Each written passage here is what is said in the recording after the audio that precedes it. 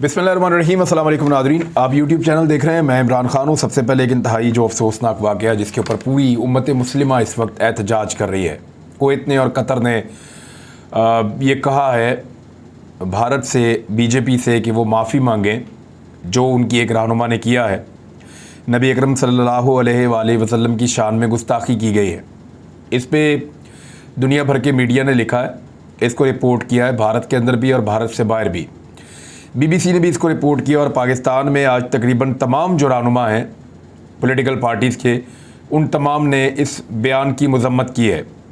नबी अकरम सल्लल्लाहु अलैहि वसल्लम की शान में गुस्ताखी होती है तो पूरी दुनिया में मुसलमान उसके ऊपर रंजीदा हो जाते हैं, उनके दिल को तकलीफ़ पहुंचती है और फिर वो रद्द अमल देते हैं और फिर वो बाइकआउट भी करते हैं, आवाज़ भी उठाते हैं, माफ़ी का मुतालबा भी करते हैं। और वो ये कहते हैं, हमेशा मुसलमान हमेशा ये कहते हैं कि आज़ादी इज़हार राय की आड़ के अंदर आप हमारे दिलों को ज़ख्मी ना करें।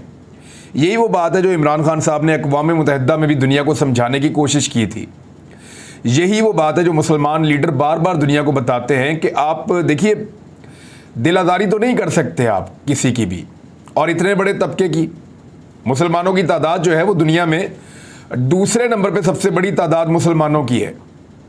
मज़हब को मानने वाले जो लोग हैं उनमें दूसरे नंबर पे मुसलमान है, क्रिश्चियनिटी के बाद मुसलमान है। तो आप उनकी दिलादारी करते हैं, इतने बड़े तबके की, अरबों की तादाद में वो इस दुनिया में रहते हैं और दुनिया का पूरा जो निज़ाम चलता है उसके अंदर मुसलमान शामिल है। और नबी करीम सल्लल्लाहु अलैहि वसल्लम से हर मुसलमान का एक ऐसा रिश्ता है, एक ऐसा दिल का रिश्ता है जिसकी वजह से वो बर्दाश्त ही नहीं कर पाता कि आप सल्लल्लाहु अलैहि वसल्लम की शान में गुस्ताखी की जाए। अब इंडिया की हुक्मरान जमात भारतीय जनता पार्टी की रहनुमा है नुपुर शर्मा, उसने इंतहाई मुतनाज़ बात की है, नबी करीम सल्लल्लाहु अलैहि वसल्लम की शान में गुस्ताखी की है, जिस पे भारत के अंदर मुसलमान सरापा एहतजाज हैं और पूरी दुनिया के अंदर मुसलमान एहतजाज कर रहे हैं। और यह मकबूल जान साहब ने एक ट्वीट करते हुए बताया कि मुफ्ती आज़म ओमान, उन्होंने मोदी की तर्जुमान की तौहीन रसालत सल्लल्लाहु अलैहि वसल्लम के मामले पर फतवा जारी करते हुए उसे उम्मत मुस्लिमा के लिए हर्ब यानी जंग करार दे दिया है। अरब दुनिया में भारतीय मसनूआत का बाइकआउट शुरू हो चुका है। पाकिस्तान अपना कमर्शियल काउंसलर कब भारत से वापस बुलाएगा और उनका कब वापस भेजेगा।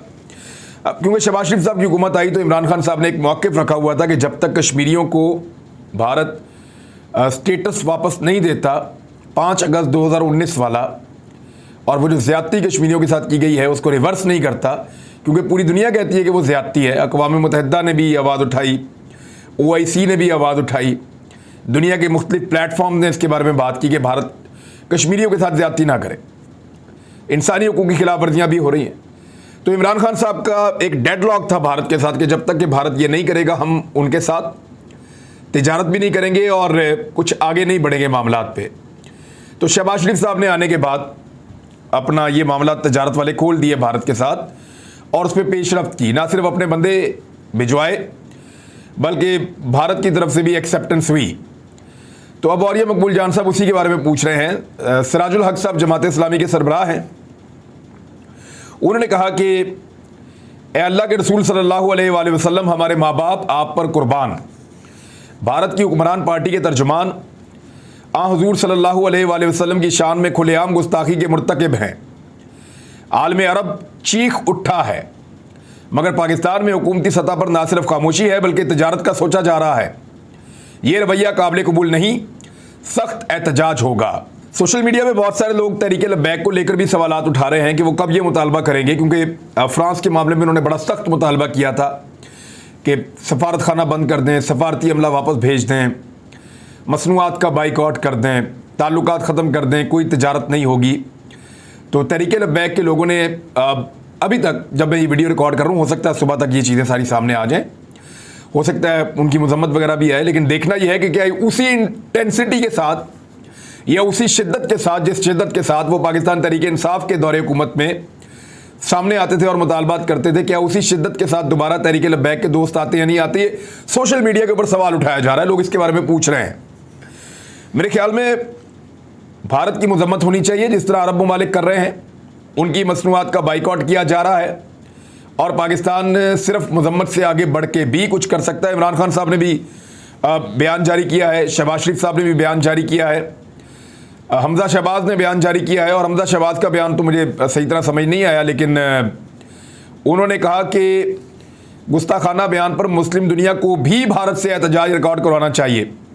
हालांकि मुस्लिम दुनिया पहले से एहतजाज कर रही है। सबसे आखिर में हमजा शहबाज का या पाकिस्तानियों का स्टेटमेंट आया, बड़ा अनफॉर्चुनेट है। लेकिन ये तौहीन मज़हब वाला मामला जो है या तौहीन रसूलुल्लाह सल्लल्लाहु अलैहि वसल्लम वाला मामला जो है, इससे मुसलमानों का बड़ा दिल दुखता है और इस मामले पे भारत से जवाब तलबी होनी चाहिए। भारत को इस पे माफ़ी मांगनी चाहिए, वरना मुसलमान उनको ये बावर तो ज़रूर करवाएं कि इससे अगर मुसलमानों को तकलीफ़ होती है तो उसका असर उन लोगों पर भी पड़ेगा, उनकी मसनूआत पे, उनकी तजारत पे, क्योंकि इसी तरीके से आप उनको कंट्रोल कर सकते हैं। लेकिन इस तरह यहूदियों का मामला है, होलोकॉस्ट का, उसके ऊपर बात नहीं करते नॉर्मली लोग, इसलिए कि उनकी दिलदारी होती है और वो उन्होंने ऐसा बंदोबस्त किया है कि दुनिया उनके खिलाफ नहीं चल सकती। तो मुसलमान भी ये कर सकते हैं, उसके लिए इत्तफाक ज़रूरी है और दुनिया को बावर करवाएं कि आप एक पूरी एक ऐसी कौम है जिसका दिल दुख जाता है और आपकी एक वैल्यू है इस दुनिया के अंदर, और आप जब आपका दिल दुखेगा तो फिर आप बाइकआउट भी कर सकते हैं चीज़ों का, और ये पुरअमन तरीके से आप ऐसा पैगाम भेज सकते हैं भारत को जिससे भारत आइंदा से मोहतात रहे और ऐसी पॉलिसी को रोके जिससे अक़लियतों को वहाँ पे परेशान किया जाए या उनको टारगेट किया जाए और अक़लियतों के जो मज़ाहिब हैं उनको निशाना बनाया जाए। वो ईसाइयों के साथ भी करते हैं, मुसलमानों के साथ भी ज़्यादती करते हैं, सिखों के साथ भी ज़्यादती करते हैं, तो ये नहीं होनी चाहिए। अब आ जाए एक और चीज़ जिसके ऊपर बहुत ववेला किया, बहुत उठाकर रखा आज भिखारी मीडिया ने, और वो थी मलिक रियाज की एक और ऑडियो, यानी एक टोटा फैक्ट्री बनाई हुई है, वहाँ से टोटे निकल रहे हैं ऑडियोज़ के। टोटा फैक्ट्री एक बनाई हुई है, वहाँ से ऑडियोज़ के टोटे निकल रहे हैं, कभी वीडियोज़ निकलती हैं, कभी ऑडियोज़ निकलती हैं। और मरियम नवाज़ पहले कई दफ़ा कह चुकी हैं, क्योंकि ये काम उनको शायद बहुत पसंद है, उनके पास ऑडियोज़ भी हैं, वीडियोज़ भी हैं, सर्विंग ऑफिसर्स की हैं, जुडिशरी के लोगों की हैं, तो हर तरह के लोगों की मरियम नवाज़ के पास ऑडियोज़ और वीडियोज़ मौजूद होती हैं और वो ये रिकॉर्ड अपने पास रखती हैं या बनाती हैं या मौजूद होती है, कुछ तो है। लेकिन मलिक रियाज ने क्या कहा, मलिक रियाज ने सोशल मीडिया पर उनसे मंसूब ऑडियो को जाली करार दे दिया। उन्होंने कहा कि जदीद टेक्नोलॉजी डीप फेक के होते हुए जाली ऑडियो बनाना कोई हैरानकुन बात नहीं है। सोशल मीडिया पर मुझसे मंसूब ऑडियो उसी टेक्नोलॉजी की पैदावार है। उन्होंने कहा किसी सियासी जमात की मुहिम में शामिल नहीं होना चाहता, लेकिन यह हकीकत है कि सियासी फ़ायदे के लिए मेरी आवाज़ का गलत इस्तेमाल किया गया है। मुझ पर पै दर पे हमले किए जा रहे हैं। अब मेरा ख़ानदान भी इसकी जद में आ गया, उनकी बेटी को भी बीच में डाला है। उन्होंने कहा कानूनी चाराजोई करने का मैं इरादा रखता हूँ। इस साजिश के पीछे मौजूद लोगों का सुराग लगाने के लिए हर कानूनी फोरम से रुजू करूँगा। जो भी इसमें मुलव्वस पाया गया उसको कैफरे किरदार तक पहुँचाया जाएगा।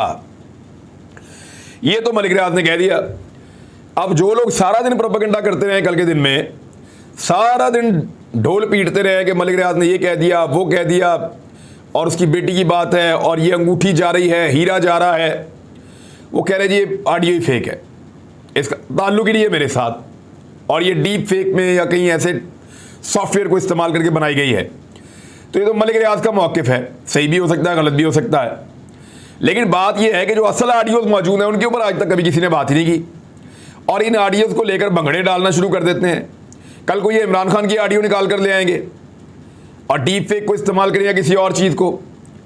साबिक खातून अव्वल की ला सकते हैं, किसी और की ला सकते हैं। मेरी इतला के मुताबिक टोटा फैक्ट्री में से एक और ऑडियो को कुछ लोगों तक पहुंचा दिया गया है। मैं आपको फिर बता रहा हूँ, ये बहुत तगड़ी खबर आपको दे रहा हूँ। जो टोटा फैक्ट्री है रायवंड में ऑडियोज़ वीडियोज़ की, टोटा फैक्ट्री में से 2 ऑडियोज़ मज़ीद निकाली गई हैं, जिनमें से एक ऑडियो को मुख्तलिफ लोगों तक पहुंचा दिया गया है। और ये ऑडियो आज के दिन में या कल के दिन में, यानी ये बहुत करीबी है, हो सकता है आज ही, अभी जब मैं वीडियो कर रहा हूँ अभी थोड़ी देर के बाद आपको ऑडियो मिल जाए। ये ऑडियो भी पब्लिक होने वाली है। इसको पहले सोशल मीडिया पे डाला जाएगा और इसके बारे में पूरी तैयारी की गई है। उसके बाद मरियम नवाज आकर एक प्रेस कॉन्फ्रेंस भी करेंगी। मैं आपको फिर बता दूं, एक नया टोटा ऑडियो का तैयार किया गया है। पहले वो ऑडियो मार्केट में लाई जाएगी, उस ऑडियो के मार्केट में लाने के बाद मरियम नवाज उसके ऊपर एक प्रेस कॉन्फ्रेंस भी करेंगी। यानी इमरान खान पे कोई करप्शन का केस अब तक बना नहीं सके। 50 दिन हो गए इनको हुकूमत में आए हुए, भी बना दें करप्शन का केस। 55 दिन हो गए आपको आए हुए, कौन सा मुश्किल है करप्शन का केस बनाना? अगर उसने करप्शन की है तो बनाए करप्शन का केस। अब तक मिला क्या उनको? एक वो फराह खान का कहते हैं और एक वो कहते हैं तोशा खान। हालांकि यहां से इमरान खान को करप्शन के अंदर पकड़ना चाहें तो उनकी हुकूमत है, इदारे उनके पास है, FI उनके पास है, एंटी करप्शन उनके पास है, पकड़े जाके केस करें। एक भी केस इमरान खान पे नहीं बना पाए। तो ये ऑडियोज, ये वीडियोज, ये चीज़ें, ये प्रोपेगेंडा क्यों होता है? कभी आपने सोचा है? ये इसलिए होता है ताकि असल इश्यूज से आपकी तवज्जो हट जाए।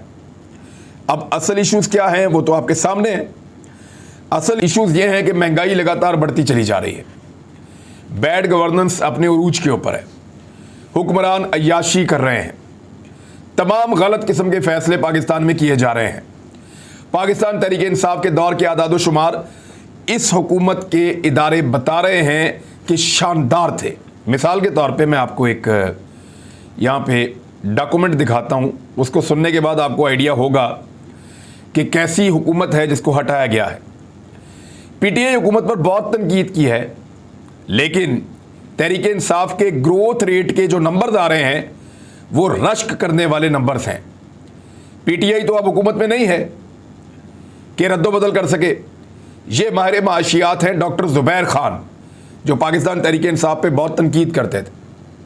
उन्होंने कहा हमने बहुत तनकीद की उस हुकूमत पे, लेकिन PMLN की हुकूमत आने के बाद जब आदादो शुमार सामने आ रहे हैं उस हुकूमत के, वो ऐसे शानदार हैं कि उनके ऊपर रश्क किया जा सकता है। 2 साल तक तो 6% के करीब वो रहे हैं। दूसरा जो इस वक्त गवर्नर हैं स्टेट बैंक ऑफ पाकिस्तान के, उनका नाम है डॉक्टर मुर्तज़ा सैयद।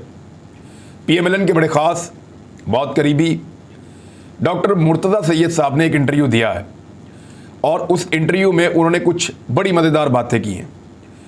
उन्होंने कहा कि पिछले 2 साल में पाकिस्तान ने ज़बरदस्त किस्म की ग्रोथ दिखाई है, कमाल काम किया पाकिस्तान ने दुनिया के मुकाबले में। 6% तक की ग्रोथ आई पाकिस्तान की पिछले 2 सालों में कंसेक्यूटिव, यानी 2021 में, 2020-21 में, 2021-22 में पाकिस्तान शानदार काम कर रहा था। मौजूदा गवर्नर स्टेट बैंक इस बात की तस्दीक कर रहे हैं अपने इंटरव्यू में। साथ में उन्होंने कहा कि जिस वक्त पूरी दुनिया कोरोना की वजह से तबाही का शिकार हो रही थी और उनके माशी अदादोशुमार ख़राब हो रहे थे, तो पाकिस्तान ने अपने आप को ज़बरदस्त संभाला दिया 2020 में, 21 में, और शानदार परफॉर्मेंस दिखाई और पाकिस्तान को उतना डेंट नहीं पड़ा जितना खुदा न खास्ता पड़ सकता था। उन्होंने 5-6 चीज़ों की निशानदेही करते हुए बताया कि इमरान खान के दौरे हुकूमत में शानदार माशी परफॉर्मेंस थी पाकिस्तान की। ये स्टेट बैंक का मौजूदा गवर्नर कह रहा है, उसका इंटरव्यू है, आप जाकर सुन लें, सोशल मीडिया के ऊपर पड़ा हुआ है। वो तारीफें कर रहे हैं कि इमरान खान की हुकूमत ने कमाल करके रख दिया, छा गई इमरान खान की हुकूमत, ज़बरदस्त काम किया उन्होंने, और इन्होंने आने के बाद तबाही और बर्बादी की एक दास्तान रकम कर दी है। महंगाई कितने गुना बढ़ा दी है, पाकिस्तान की तारीख में सबसे ज़्यादा महंगाई इस वक्त चल रही है। पेट्रोल सबसे महंगा, डॉलर सबसे महंगा, बिजली सबसे महंगी, हर चीज़ को महंगा करके रख दिया है इस मौजूदा इंपोर्टेड सरकार ने। और इमरान खान साहब को निकाला इसीलिए था कि आकर ये चीज़ें सस्ती करेंगे। अब बजाय के टॉक शोज़ में इन पे बात हो, बजाय के टॉक शोज़ में इसके ऊपर डिस्कशन हो कि इमरान खान बेहतर पाकिस्तान छोड़ के गया था, शहबाज शरीफ ने आते ही 50-55 दिनों में बर्बाद कर दिया है, बजाय कि इसके ऊपर बात हो, ये जानबूझकर टोटा फैक्ट्री के अंदर से ऑडियोज़ निकालते हैं, कभी वीडियोज़ निकालेंगे और इन चीज़ों के ऊपर अपने जो भिकारी मीडिया है उसको शिफ्ट करेंगे और उन्हें कहेंगे जी इस तरफ तवज्जो दें, आपने ये वाला काम करना है, इस ऑडियो के पीछे पड़ जाओ, इस वीडियो के पीछे पड़ जाओ, इस चीज़ के पीछे पड़ जाओ, तो उनको नुक्तों के पीछे भगाएंगे। और जो असल इशूज़ हैं महंगाई के, बेरोज़गारी के, गुर्बत के, माशी अदादोशुमार के, बैड गवर्नेंस के, सरकार की अय्याशियों के, गलत फैसलों के, वो सारे कहीं छुप जाएंगे। तो ये तरीका वारदात है जिसको अडॉप्ट कर रही है PMLN की हुकूमत, और उसके लिए जो जिम्मेदारी दी गई है वो मरियम नवाज साहिबा को दी गई है कि आपने डाइवर्जन लगा कर रखनी है। डाइवर्जन करते तवज्जो बटाना, कि आपने मीडिया की तवज्जो को बटा कर रखना है। एक तो मीडिया मैनेजमेंट आपकी है, पैसा वैसा खिलाएं, जैसे मर्जी इश्तिहारात दें, खुलकर दें, और फिर मीडिया मैनेजमेंट करते हुए आप तवज्जो बटाने के लिए उनको इश्यूज़ भी दें। ताकि उन इश्यूज़ के ऊपर वो जाएं और जो असल अवामी इश्यूज़ हैं उनसे जितना हो सके दूर रहें। मैं एक और मिसाल आपको देता हूँ। लाहौर सियालकोट मोटरवे के ऊपर एक खातून जा रही थी अपने बच्चों के साथ। एक इंतहाई अफसोसनाक वाक़या आपको याद हुआ था। खातून को, उनके बच्चों को पकड़ लिया लोगों ने और डकैती करने के बाद उन्होंने वहाँ पे उनका रेप किया। इंतहाई अफसोसनाक वाक़या है। पाकिस्तान के मीडिया ने 2 हफ्ते तक कुछ नहीं दिखाया सिवाय उसके। इतना इसका ढिंडोरा पीटा, ऐसा कर दिया। औरतें जो हमारी न्यूज़ एंकर्स थी या हमारी जो प्रोग्राम एंकर्स थी ख़वातीन, वो रोती थी आके आंसुओं से, गुस्सा करती थी, कांपती थी। उन्हें बहुत गुस्सा आता था इस बात के ऊपर कि एक खातून के साथ ज़्यादती हो गई मोटरवे के ऊपर। बहुत गुस्से में थी सारी ख़वातीन। हम भी बहुत गुस्से में थे, हमें बहुत बुरा लगा। हमने इसके ऊपर बात की, मैंने 2 प्रोग्राम किए उसके ऊपर। लेकिन अब मैं आपको एक और चीज़ बताता हूँ। इस वक्त एक खातून का गैंग रेप हुआ है झेलम में। वो हामला खातून थी, मुखालिफिन ने वहां पे उनका गैंग रेप किया है झेलम में, उनके घर वाले के सामने। कहाँ है मीडिया? खबर सुनी है आपने कहीं पे? कोई आपने ट्रांसमिशन देखी हो लंबी? किसी मीडिया पर्सनैलिटी को, खवातीन को आपने रोते हुए देखा हो मीडिया के ऊपर? नहीं देखा होगा आपने, क्योंकि हुकूमत शहबाज शरीफ की है, पंजाब में हुकूमत हमजा शहबाज की है। तो भिकारी मीडिया नहीं रो रहा, नहीं बात कर रहा है, इसके ऊपर बात ही नहीं करते, मुंह ही नहीं खोलते। जब बात करेंगे एक छोटा सा जुमला पकड़ेंगे इमरान खान का, उसके ऊपर पूरा दिन गुजार देंगे। अगर इमरान खान एक हफ्ता चुप हो जाए ना, तो मीडिया के पास शायद कहने के लिए कुछ बचेगा ही नहीं, क्योंकि शहबाज शरीफ और हमजा शहबाज की बैड गवर्नेंस को तो वो रिपोर्ट करना ही नहीं चाहते। झेलम में खातून के साथ गैंग रेप हुआ, 5 लोगों ने किया, कोई रिपोर्ट नहीं है। घंटों ज्यादती करते रहे वो, कोई मीडिया नहीं बोल रहा। ट्रेन में ज्यादती का मामला हुआ है, रेलगाड़ी के अंदर, चलती गाड़ी के अंदर खातून के साथ, लड़की के साथ ज्यादती की गई है, रेप का मामला है। कौन बोला? सुना आपने मीडिया पे, देखिए आपने ट्रांसमिशन, सारा सारा दिन बार बार बार बार हेडलाइंस कहीं आपने देखी ब्रेकिंग्स? नहीं। तो ये फर्क है कि जब मीडिया को पसंद की हुकूमत मिल जाए और उनको ऐसी हुकूमत मिल जाए जो भीख देती रहे, तो मीडिया फिर किस तरह का उसका एटीट्यूड होता है। और अगर उस्मान बुज़दार हो पंजाब में और इमरान खान हो वफाक में, तो फिर किसी भी खबर को कितना बड़ा बनाना है, मीडिया से ज़्यादा ये हुनर कोई नहीं जानता। आखिर में मैं आपको बताऊं, शेख रशीद साहब ने थोड़ा ख़बरदार किया और उन्होंने कहा कि 19 जून से पहले पहले अपना वोट चेक कर लें और अपने वोट को ठीक जगह पे आप ले आएँ, क्योंकि इम्पोर्टेड सरकार ने इलेक्शन कमीशन ऑफ पाकिस्तान के साथ मिलकर धांधली का पूरा मनसूबा बना लिया है। और एग्जैक्टली ऐसा ही है। मैं भी अपनी पूरी फैमिली के वोट ठीक करवाने वाला हूँ। तो आप सबसे गुजारिश है कि जो लोग भी ये समझते हैं कि रिजीम चेंज ऑपरेशन गलत हुआ था, उन्हीं के वोटों को इधर उधर किया गया है सोशल मीडिया से देख के, तो आप लोग अपने वोटों को वापस अंदराज सही जगह पे करवाएं ताकि आप लोग वोट डाल सकें। अगली वीडियो में बताऊंगा कैसे आपने ठीक करना। अब तक के लिए इतनी, अपना ख्याल रखिएगा, अपने इस चैनल का भी। अल्लाह हाफिज़।